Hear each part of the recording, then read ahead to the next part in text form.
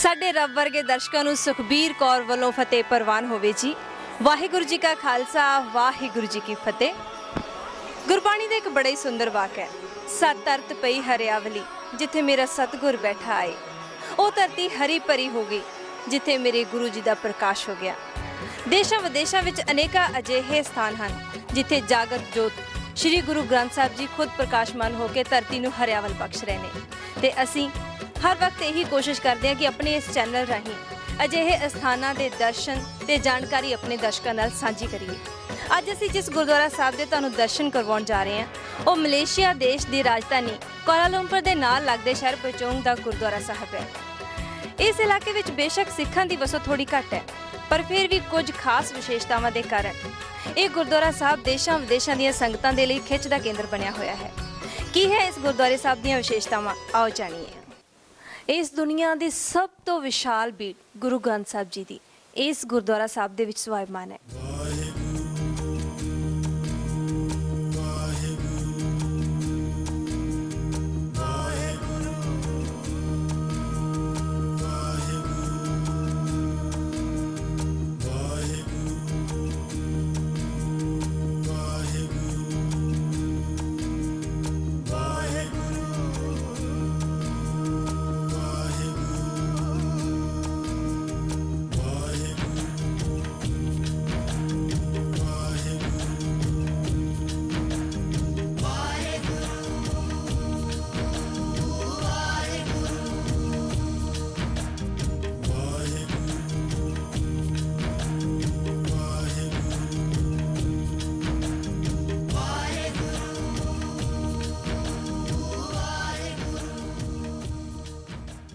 ਇਸ ਭੀੜ ਨੂੰ ਲੈ ਕੇ ਲੋਕਾਂ ਦੇ ਵਿੱਚ ਕਈ ਤਰ੍ਹਾਂ ਦੀਆਂ ਗਲਤਫਹਿਮੀਆਂ ਪਾਈਆਂ ਗਈਆਂ ਨੇ। ਇਸ ਲਈ ਜਿਨ੍ਹਾਂ ਨੇ ਇਸ ਭੀੜ ਨੂੰ ਤਿਆਰ ਕਰਨ ਦੀ ਸੇਵਾ ਕੀਤੀ, ਇਸ ਗੁਰਦੁਆਰਾ ਦੇ ਪ੍ਰਧਾਨ ਸਰਦਾਰ ਅਵਤਾਰ ਸਿੰਘ ਜੀ ਇੱਥੇ ਸਾਡੇ ਨਾਲ ਮੌਜੂਦ ਨੇ। ਆਓ ਉਹਨਾਂ ਨਾਲ ਕੁਝ ਗੱਲਾਂ ਬਾਤਾਂ ਕਰਦੇ ਹਾਂ, ਉਹਨਾਂ ਤੋਂ ਆਪਣੇ ਸਵਾਲਾਂ ਦੇ ਜਵਾਬ ਲੈਂਦੇ ਹਾਂ। ਸਰ ਅਵਤਾਰ ਸਿੰਘ ਜੀ, ਸਭ ਤੋਂ ਪਹਿਲਾਂ ਤਾਂ ਸਾਡੇ ਦਰਸ਼ਕਾਂ ਨੂੰ ਤੁਸੀਂ ਇਹ ਦੱਸੋ ਕਿ ਇੰਨੀ ਵਿਸ਼ਾਲ ਜੋ ਤੁਸੀਂ ਭੀੜ ਤਿਆਰ ਕੀਤੀ ਹੈ, ਇਹਦੇ ਪਿੱਛੇ ਤੁਹਾਡਾ ਕੀ ਮਨੋਰਥ ਸੀ? ਸਾਡੇ ਗੁਰਦੁਆਰੇ ਕਮੇਟੀ ਵੱਲੋਂ ਸਾਡੇ ਦੋ ਰੀਜ਼ਨ ਸੀ। ਇੱਕ ਰੀਜ਼ਨ ਸੀ 2010 ਦੇ ਵਿੱਚ ਗੁਰਦੁਆਰਾ ਕੌਂਸਲ ਦੀ ਮੀਟਿੰਗ ਦੇ ਵਿੱਚ ਸਾਡੇ ਜਥੇਦਾਰ, ਸਾਡੀ ਗੁਰਦੁਆਰਾ ਕੌਂਸਲ ਮਲੇਸ਼ੀਆ ਦੀ SGPC ਆਗੂ ਆ। ਸੋ ਇੱਥੇ ਸਾਡੇ ਜਥੇਦਾਰ ਨੇ ਆਈਡੀਆ ਦਿੱਤੀ ਸੀ ਸਾਰੇ ਪ੍ਰਧਾਨਾਂ ਨੂੰ, ਕੋਈ ਇੱਕ ਲਾਰਜੈਸਟ ਖੰਡਾ ਬਣਾਓ, ਲਾਰਜੈਸਟ ਨਿਸ਼ਾਨ ਸਾਹਿਬ ਬਣਾਓ, ਕੁਛ ਤਾਂ ਕੁਛ ਬਣਾਓ ਜਿਹੜੀ ਸੰਗਤ ਆਵੇ, ਦੁਨੀਆ ਤੋਂ ਲੋਕੀ ਆ ਕੇ ਦੇਖਣਗੇ। ਸੋ ਉਦੋਂ ਮੇਰੇ ਥੋੜ੍ਹਾ ਜਿਹਾ ਆਈਡੀਆ ਆਇਆ ਲਾ ਇਹ ਮੈਂ ਇਹ ਕਰਨਾ ਸੀ, ਬੀਰ ਸਾਰੇ ਤੋਂ ਵੱਡੀ ਬੀਰ ਬਣਾਉਣੀ ਸੀ। ਸੈਕਿੰਡ ਰੀਜ਼ਨ ਸੀ ਇਹ ਬੀਰ ਮੈਂ ਕਿਉਂ ਬਣਾਈ ਆ, ਗੁਰੂ ਗ੍ਰੰਥ ਸਾਹਿਬ ਕਿਉਂ ਬਣਾਇਆ, ਸੋ ਦੈਟ ਯੰਗਸਟਰਸ ਜਵਾਕ ਸਾਰੇ ਇੱਥੇ ਆਇਆ ਕਰਨਗੇ ਦੇਖਣ, ਉਹਨਾਂ ਨੂੰ ਇੱਕ ਰੀਜ਼ਨ ਮਿਲੂਗਾ ਇੱਥੇ ਆਉਣ ਦਾ। ਰੀਜ਼ਨਲੀ 2 ਦਿਨ ਪਹਿਲੋਂ ਦੀ ਗੱਲ ਆ, ਦਿੱਲੀ ਤੋਂ ਦੋ ਆਏ ਸੀ, ਆਪਣੇ ਪੰਜਾਬੀ ਸੀ। ਉਹਨਾਂ ਨੂੰ ਮੈਂ ਪੁੱਛਿਆ ਸੀ ਤੁਸੀਂ ਇੱਥੇ ਕਿਉਂ ਆਏ, ਕਹਿੰਦੇ ਅਸੀਂ ਲਾਰਜੈਸਟ ਗੁਰੂ ਗ੍ਰੰਥ ਸਾਹਿਬ ਦੇਖਣ ਆਏ ਆ। So this is one of the reason ਲਾ।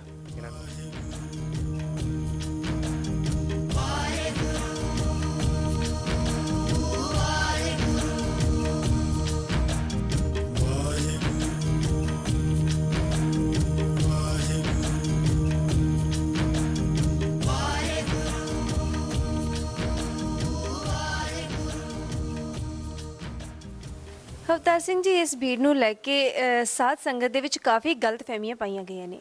ਇੱਥੋਂ ਤੱਕ ਵੀ ਪਤਾ ਲੱਗਾ ਹੈ ਕਿ ਸ਼੍ਰੀ ਅਕਾਲ ਤਖਤ ਸਾਹਿਬ ਤੋਂ ਵੀ ਤੁਹਾਨੂੰ ਕੋਈ ਇਸ ਸੰਬੰਧੀ ਲੈਟਰ ਆਇਆ। ਇਹ ਗਲਤਫਹਿਮੀਆਂ ਕੀ ਨੇ, ਸਾਨੂੰ ਦੱਸੋਗੇ ਜ਼ਰਾ? ਸਾਰਿਆਂ ਤੋਂ ਸੀਰੀਅਸ ਝੂਠੀ ਗੱਲ ਜਿਹੜੀ ਸੰਗਤ ਦੇ ਵਿੱਚ ਇਹ ਖਿਲਾਰੀ ਗਈ ਆ ਇੰਟਰਨੈਟ ਦੇ ਰਾਹੀਂ, ਚਿੱਠੀਆਂ ਦੇ ਰਾਹੀਂ, ਹੈ ਸਾਡਾ ਸ੍ਰੀ ਗੁਰੂ ਗ੍ਰੰਥ ਸਾਹਿਬ ਜਿਹੜਾ ਬਣਾਇਆ ਗਿਆ ਉਹਦੇ ਅੰਗ ਕਹਿੰਦੇ ਆ 1490 ਆ। ਉਹ ਗੱਲ ਝੂਠੀ ਹੈ। ਸ੍ਰੀ ਗੁਰੂ ਗ੍ਰੰਥ ਸਾਹਿਬ ਦੇ ਅੰਗ 1430 ਆ, ਤਾਂ ਪੂਰੇ ਨੇ ਇਹਦੇ ਵਿੱਚ ਕੋਈ 60 ਅੰਗ ਤਤਕਰਾ ਹੈ ਇੰਡੈਕਸ। ਐਂਡ ਸੈਕਿੰਡ ਝੂਠੀ ਗੱਲ ਜਿਹੜੀ ਲੋਕਾਂ 'ਤੇ ਡਾਈ ਗਈ ਆ, ਇੰਟਰਨੈਟ ਦੇ ਵਿੱਚ ਕਹਿੰਦੇ ਅਸੀਂ ਇਹ ਅੰਗ ਵੇਚੇ ਆ ਬਾਹਰ। ਜੇ ਅਸੀਂ ਇਹ ਅੰਗ ਬਾਹਰ ਵੇਚੇ ਆ ਤਾਂ ਫਿਰ ਅੰਗ ਗੁਰੂ ਗ੍ਰੰਥ ਸਾਹਿਬ ਦੇ ਕਿੱਥੋਂ ਆਏ ਆ? ਬਿਲਕੁਲ ਸਹੀ ਗੱਲ ਹੈ।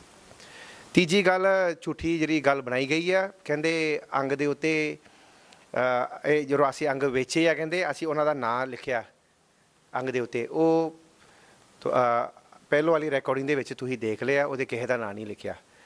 ਅਸੀਂ ਜਦੋਂ ਬਣਾਉਣ ਤੋਂ ਸ਼ੁਰੂ ਸੀ ਅਸੀਂ ਡੋਨੇਸ਼ਨ ਮੰਗੀ ਸੀ ਸੰਗਤ ਕੋਲੋਂ, ਸਾਨੂੰ ਥੋੜ੍ਹੀ ਜਿਹੀ ਡੋਨੇਸ਼ਨ ਦਿਓ। ਇਹਦਾ ਕੋਸਟ ਬਹੁਤ ਜ਼ਿਆਦਾ ਸੀ, ਇਹਦਾ ਕੋਸਟ ਸਾਡਾ ਲੱਗਾ $1,20,000 ਐਂਡ ਉਹਦਾ ਕਰਕੇ ਅਸੀਂ ਸੰਗਤ ਤੋਂ ਬੇਨਤੀ ਕੀਤੀ ਸੀ ਸਾਨੂੰ ਥੋੜ੍ਹਾ ਜਿਹਾ ਡੋਨੇਸ਼ਨ ਦਿਓ। ਵੇਚਿਆ ਨਹੀਂ ਸੀ ਅਸੀਂ, ਵੇਚਣ ਨਹੀਂ ਗੱਲ ਨਹੀਂ ਕੋਈ ਕਹੀ ਸੀ। ਗੁਰੂ ਗ੍ਰੰਥ ਸਾਹਿਬ ਕੋਈ ਨਹੀਂ ਵੇਚ ਸਕਦਾ। ਸੋ ਇਹ ਵੀ ਕਿਹਾ ਗਿਆ ਕਿ ਤੁਸੀਂ ਉਹਨਾਂ ਤੋਂ ਕੋਈ ਇਜਾਜ਼ਤ ਨਹੀਂ ਲਈ ਇਸ ਸੰਬੰਧੀ, ਇਹਦੇ ਬਾਰੇ ਕੁਝ ਦੱਸੋਗੇ? ਮੈਨੂੰ ਇਹ ਗੱਲ ਦਾ ਨਹੀਂ ਪਤਾ ਸੀ, ਮੈਂ ਇਹਨਾਂ ਕੋਲ ਇਜਾਜ਼ਤ ਲੈਣੀ ਸੀ ਅਕਾਲ ਤਖਤ ਕੋਲੋਂ, ਮੈਨੂੰ ਇਹ ਗੱਲ ਦਾ ਨਹੀਂ ਪਤਾ ਸੀ। ਪਰ ਇਹ ਜਦੋਂ ਸ਼ੁਰੂ ਕਰਨ ਤੋਂ ਪਹਿਲਾਂ ਸਾਡੀ ਜਿਹੜੀ SGPC ਹੈ ਮਲੇਸ਼ੀਆ ਦੀ, ਉਹਦਾ ਨਾਮ ਗੁਰਦੁਆਰਾ ਕੌਂਸਲ ਮਲੇਸ਼ੀਆ, ਉਹਨਾਂ ਦੀ ਰਾਹੀਂ ਮੈਂ ਆ ਚਿੱਠੀ ਅਪਰੂਵਲ ਲੈ ਲਿਆ। ਅਪਰੂਵਲ ਮੈਂ ਲੈ ਲਿਆ। ਸੋ ਮਤਲਬ ਜੋ ਤੁਹਾਡੀ ਨੌਲੇਜ ਦੇ ਵਿੱਚ ਸੀ ਉਹ ਤੁਸੀਂ ਪੂਰਾ ਕੀਤਾ ਹੈ ਨਾ? ਮੈਂ ਪੂਰਾ ਕੀਤਾ। ਤਾਂ ਉਹਨਾਂ ਨੇ ਚਿੱਠੀ ਦੇ ਵਿੱਚ ਵੈਰੀ ਕਲੀਅਰਲੀ ਕਹਿੰਦੇ ਬਹੁਤ ਚੰਗਾ ਪ੍ਰੋਜੈਕਟ ਆ, ਤੁਸੀਂ ਸ਼ੁਰੂ ਕਰੋ। ਜੇ ਮੈਨੂੰ ਪਤਾ ਹੁੰਦਾ ਅਕਾਲ ਤਖਤ ਤੋਂ ਮੈਂ ਅਪਰੂਵਲ ਲੈਣਾ, ਮੈਂ ਇਹ ਕੰਮ ਨਹੀਂ ਕਰਨਾ ਸੀ। ਉਹਨਾਂ ਨੇ ਤੁਹਾਨੂੰ ਉੱਥੇ ਬੁਲਾਇਆ ਵੀ ਸੀ ਤੇ ਤੁਸੀਂ ਕਿਉਂ ਨਹੀਂ ਗਏ? ਸਾਨੂੰ ਜਦੋਂ ਈਮੇਲ ਮਿਲਿਆ ਸੀ ਸਾਨੂੰ ਅਕਾਲ ਤਖਤ ਤੋਂ, ਇਹਨਾਂ ਦਾ ਅਕਾਲ ਤਖਤ ਨੇ ਜਦੋਂ ਈਮੇਲ ਦਿੱਤਾ, ਇਹ 4 ਦਿਨ 5 ਦਿਨ ਦੀ ਨੋਟਿਸ ਦਿੰਦੇ ਆ ਸਾਨੂੰ। ਅਸੀਂ ਰਹਿੰਦੇ ਆ ਮਲੇਸ਼ੀਆ ਦੇ ਵਿੱਚ, ਸਾਨੂੰ ਵੀਸਾ ਅਪਲਾਈ ਕਰਨਾ ਪਊਗਾ, ਹਾਂਜੀ ਵੀਜ਼ੇ ਦੇ ਲਈ ਆ, ਟਿਕਟ ਲੈਣਾ ਪੈਣਾ। ਸੋ ਇਹ 2 ਵਾਰਾ ਇਹਨਾਂ ਨੇ ਸਾਡੇ ਨਾਲ ਇਸ ਤਰ੍ਹਾਂ ਕੀਤੀ। ਅਸੀਂ ਈਮੇਲ ਦੁਬਾਰਾ ਰਿਪਲਾਈ ਕੀਤਾ ਸੀ ਸਾਨੂੰ ਮਹੀਨੇ ਦੀ ਨੋਟਿਸ ਦਿਓ, ਸੋ ਦੈਟ ਅਸੀਂ ਇੱਥੋਂ ਤਿਆਰੀਆਂ ਕਰਕੇ ਜਾਂਦੇ ਆ। ਫਿਰ 2 ਵਾਰਾ ਇਹ ਪੋਸਟਪੋਨ ਹੋ ਗਈ, ਤੀਜੀ ਵਾਰਾ ਤੁਹਾਡੀ ਉੱਥੇ ਇਲੈਕਸ਼ਨ ਆ ਗਈ, ਉਹਦੇ ਮਗਰੋਂ ਹੁਣ ਤੱਕ ਕੋਈ ਜਵਾਬ ਨਹੀਂ ਮਿਲਿਆ। ਦੋਨੋਂ ਵਾਰੀ ਤੁਹਾਨੂੰ ਮਤਲਬ ਕੁਝ ਦਿਨ ਪਹਿਲਾਂ ਹੀ ਪਤਾ ਚੱਲਿਆ? ਹਾਂ, ਕੁਝ ਦਿਨ ਪਹਿਲਾਂ ਹੀ ਲਾਸਟ ਮਹੀਨੇ ਤੇ ਦੱਸਦੇ ਆ, 4-5 ਦਿਨ ਪਹਿਲਾਂ। ਐਂਡ ਅਸੀਂ ਇੱਥੋਂ ਸਾਡਾ ਬੰਦਾ ਉਹ ਗਿਆ ਸੀ, ਮੈਂ ਆਪ ਉਹ ਗਿਆ ਸੀ ਉੱਥੇ ਜਾ ਕੇ ਮੈਂ ਉਹਨਾਂ ਨੂੰ ਐਕਸਪਲੇਨ ਕੀਤਾ ਸੀ ਹੈਡ ਗ੍ਰੰਥੀ ਨੂੰ, ਅਕਾਲ ਤਖਤ ਦਾ ਹੈਡ ਗ੍ਰੰਥੀ, ਮੈਂ ਉਹਨੂੰ ਮਿਲਿਆ ਸੀ, ਮੈਂ ਉਹਨੂੰ ਐਕਸਪਲੇਨ ਕੀਤਾ ਸਾਰਾ ਆਹ ਗੱਲ ਜਿਹੜੀਆਂ ਮਿਸਅੰਡਰਸਟੈਂਡਿੰਗ ਸੀ, ਸਾਰਾ ਮੈਂ ਉਹਨੂੰ ਸਾਰਾ ਸਮਝਾਤਾ ਸੀ। ਫਿਰ ਅਸੀਂ ਉਹਨੂੰ ਪ੍ਰੂਫ ਸਾਰੇ ਦਿਖਾਏ ਸੀ, ਗੰਬਰ ਅਸੀਂ ਲਾ ਕੇ ਦਿਖਾਏ ਸੀ।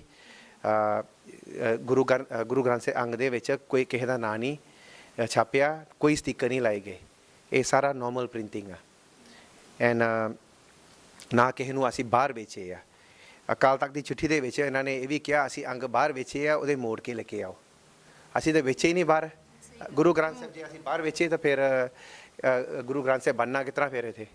ਇਹ ਸਾਰਾ ਮਿਸਅੰਡਰਸਟੈਂਡਿੰਗ ਇਹ ਜਿਹੜੇ ਸਾਡੇ ਨਾਲ ਕੋਈ ਲੱਗਦੇ ਆ, ਕੋਈ ਗੁਰਦੁਆਰਾ ਕੌਂਸਲ ਨਾਲ ਲੱਗਦੇ ਆ, ਸੋ ਉਹ ਇਹੋ ਜਿਹੀਆਂ ਝੂਠੀਆਂ ਗੱਲਾਂ ਉਹਨਾਂ ਨੇ ਖਿਲਾਰਤੀਆਂ। ਇੱਕ ਗੱਲ ਮੈਨੂੰ ਇਹ ਦੱਸੋਗੇ ਕਿ ਜੇ ਐਡਾ ਵੱਡਾ ਤੁਸੀਂ ਗੁਰੂ ਗ੍ਰੰਥ ਸਾਹਿਬ ਜੀ ਦਾ ਵਿਸ਼ਾਲ ਸਰੂਪ ਤਿਆਰ ਕੀਤਾ ਹੈ, ਬਹੁਤ ਅੱਛੀ ਗੱਲ ਹੈ ਕਿ ਲੋਕ ਦੂਰੋਂ ਦੂਰੋਂ ਇਸ ਨੂੰ ਦੇਖਣ ਆਉਂਦੇ ਆ, ਪਰ ਇਸ ਨੂੰ ਸਾਂਭ ਸੰਭਾਲ ਦੇ ਵਿੱਚ ਇਸ ਦੀ ਮਤਲਬ ਤੁਹਾਨੂੰ ਕੋਈ ਦਿੱਕਤ ਆਉਂਦੀ ਹੈ ਜਾਂ ਤੁਸੀਂ ਕਿਸ ਤਰ੍ਹਾਂ ਕਰਦੇ ਹੋ? ਹੁਣ ਤੱਕ ਅਜੇ ਅਸੀਂ ਸ੍ਰੀ ਗੁਰੂ ਗ੍ਰੰਥ ਸਾਹਿਬ ਦਾ ਪ੍ਰਕਾਸ਼ ਅਜੇ ਕੋਈ ਕੀਤਾ ਨਹੀਂ। ਅਜੇ ਜਦੋਂ ਅਕਾਲ ਤਖਤ ਨੇ ਸਾਨੂੰ ਕਹਿਤਾ ਸੀ ਚਿੱਠੀ ਦੇ ਵਿੱਚ ਇਹ ਸਾਰਾ ਸਟਾਪ ਕਰ ਦਿਓ ਇਹ ਪ੍ਰੋਜੈਕਟ, ਉਦੋਂ ਨੂੰ ਇਹ ਗੁਰੂ ਗ੍ਰੰਥ ਸਾਹਿਬ ਬਣ ਗਿਆ ਸੀ, ਸਾਰਾ ਕੁਝ ਤਿਆਰ ਹੋ ਗਿਆ। ਅਸੀਂ ਲਿਆ ਕੇ ਗੁਰੂ ਗ੍ਰੰਥ ਸਾਹਿਬ ਇੱਥੇ ਰੱਖ ਕੇ ਅਸੀਂ ਢੱਕ ਗਏ, ਸੀਸੇ ਨਾਲ ਬੰਦ ਕਰਤਾ, ਇਹਦਾ ਕੋਈ ਪ੍ਰਕਾਸ਼ ਨਹੀਂ ਕੀਤਾ। ਅਵਤਾਰ ਸਿੰਘ ਜੀ, ਤੁਸੀਂ ਇੰਨੀ ਦੂਰ ਮਲੇਸ਼ੀਆ ਦੇ ਵਿੱਚ ਬੈਠ ਕੇ ਇੰਨਾ ਵੱਡਾ ਸਰੂਪ ਤਿਆਰ ਕਰਵਾਇਆ, ਤੁਸੀਂ ਇਹਦਾ ਡਾਟਾ ਕਿੱਥੋਂ ਪ੍ਰਾਪਤ ਕੀਤਾ? ਆ ਸਰੂਪ ਬਣਾਉਣ ਦੇ ਵਿੱਚ ਇਹਦਾ ਡਾਟਾ, ਓਰੀਜਨਲ ਡਾਟਾ ਅਸੀਂ SGPC ਦੇ ਵੈਬਸਾਈਟ 'ਚੋਂ ਡਾਊਨਲੋਡ ਕੀਤਾ। ਉਹ ਡਾਊਨਲੋਡ ਕਰਕੇ ਫਿਰ ਅਸੀਂ PDF ਦੇ ਵਿੱਚ ਕਨਵਰਟ ਕਰਕੇ ਇਹਦਾ ਸਾਈਜ਼ ਵੱਡਾ ਕਰਕੇ ਫਿਰ ਅਸੀਂ ਇਹ ਛਾਪਿਆ। ਕੀ ਬਾਤ ਹੈ, ਇਹ ਤਾਂ ਬਹੁਤ ਅੱਛੀ ਗੱਲ ਹੈ। ਫਿਰ ਮੇਰੇ ਖਿਆਲ 'ਚ ਉਹਨਾਂ ਨੂੰ ਕੋਈ ਪ੍ਰੋਬਲਮ ਨਹੀਂ ਹੋਣੀ ਚਾਹੀਦੀ। ਤੁਸੀਂ ਕੀ ਉਹਨਾਂ ਨੂੰ ਇੱਥੇ ਬੁਲਾਇਆ ਕਿ ਆ ਕੇ ਤੁਸੀਂ ਦੇਖ ਕੇ ਜਾਓ?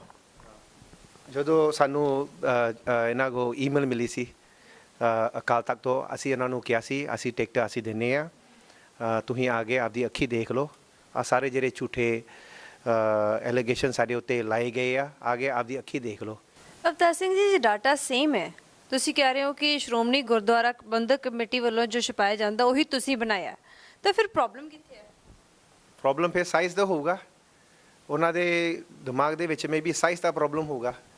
ਸੋ ਕਿਸੇ ਨੇ ਉਹ ਨਿੱਕਾ ਜਿਹਾ ਬਣਾ ਕੇ ਗੁਰੂ ਗ੍ਰੰਥ ਸਾਹਿਬ ਉੱਥੇ ਰੱਖਿਆ ਹੋਇਆ, 16 ਗ੍ਰੰਥ ਸਾਹਿਬ ਬਣਾਈ ਸੀ ਨਿੱਕੇ, ਤਾਂ ਉਦੋਂ ਨਹੀਂ ਕਿਸੇ ਨੇ ਡੱਕਿਆ। ਸੋ ਉਹ ਵੀ ਗੱਲ ਤਾਂ ਉਹ ਤਾਂ ਪੜ੍ਹਿਆ ਨਹੀਂ ਜਾਂਦਾ। ਸਾਡਾ ਗੁਰੂ ਗ੍ਰੰਥ ਸਾਹਿਬ ਤਾਂ ਬਹੁਤ ਸੋਹਣਾ ਪੜ੍ਹਿਆ ਜਾਂਦਾ। ਆਮ ਸ਼ੋਰ ਤੁਹਾਡੀ ਪਹਿਲੀ ਰਿਕਾਰਡਿੰਗ ਦੇ ਵਿੱਚ ਸਾਰਾ ਕੁਝ ਦਿੰਦਾ, ਪੂਰੇ ਅੱਖਰ ਵੱਡੇ ਵੱਡੇ ਅੱਖਰ ਨਾ ਬਣਾਇਆ ਗਿਆ। ਕੋਈ ਪ੍ਰੋਬਲਮ ਨਹੀਂ। ਸਾਰਾ ਮੈਨੂੰ ਇਹ ਨਹੀਂ ਸਮਝ ਆਉਂਦੀ ਗੱਲ ਕੀ ਆ।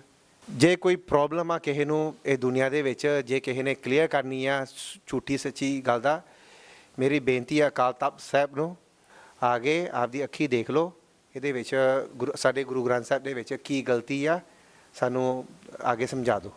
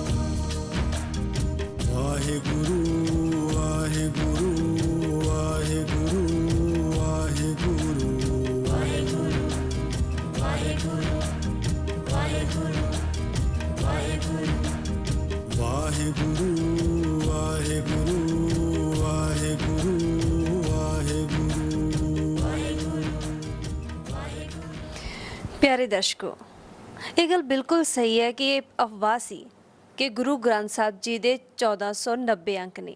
ਜਿਵੇਂ ਕਿ ਤੁਸੀਂ ਦੇਖ ਰਹੇ ਹੋ, ਇਸ ਦੇ 1430 ਅੰਕ ਨੇ ਤੇ ਬਾਕੀ 60 ਅੰਕ ਤਤਕਰੇ ਦੇ ਨੇ। ਅਸੀਂ ਆਪਣੇ ਦਰਸ਼ਕਾਂ ਨੂੰ ਇਹ ਵੀ ਦੱਸ ਦੇਣਾ ਚਾਹੁੰਦੇ ਹਾਂ ਕਿ ਇਹਦੀ ਦੂਸਰੀ ਗਲਤਫਹਿਮੀ ਇਹ ਵੀ ਸੀ ਕਿ ਇਸ ਗੁਰੂ ਗ੍ਰੰਥ ਸਾਹਿਬ ਜੀ ਦੇ ਵਿੱਚ ਛਪਾਈ ਨਾ ਹੋ ਕੇ ਬਲਕਿ ਸਟicker ਲਗਾਏ ਗਏ ਨੇ।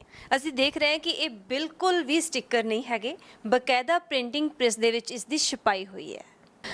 ਇਸ ਬਾਰੇ ਇੱਕ ਗਲਤਫਹਿਮੀ ਇਹ ਵੀ ਸੀ ਕਿ ਇਸ ਪਵਿੱਤਰ ਗੁਰੂ ਗ੍ਰੰਥ ਸਾਹਿਬ ਜੀ ਦੇ ਕੁਝ ਅੰਕ ਵੇਚੇ ਗਏ ਨੇ ਤੇ ਜਿਨ੍ਹਾਂ ਨੂੰ ਵੇਚੇ ਗਏ ਨੇ ਉਹਨਾਂ ਦੇ ਨਾਮ ਛਪਵਾਏ ਗਏ ਨੇ ਇਸ ਪੰਨੇ ਦੇ ਨੀਚੇ।